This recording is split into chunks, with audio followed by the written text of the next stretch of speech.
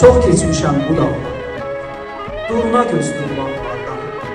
Eşitmişəm uzaqlardan sakit axan arazları, sınamışam dostu yarı.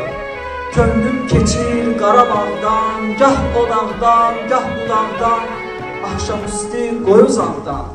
Havalansın xanın səsi, Qarabağın şikəstəsi və bu misranın sonunu isə məncə mənim dilimdən yox, Heydər Əliyev öz dilindən eşitsə daha olur.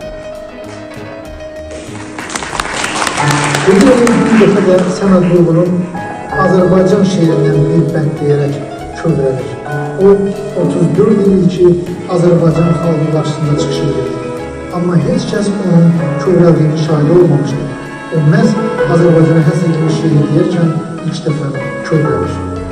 El bilir ki, sən mənimsən, yurdum, yuvam, məskənimsən, anam, doğma vətənimsən. Ayrılar mı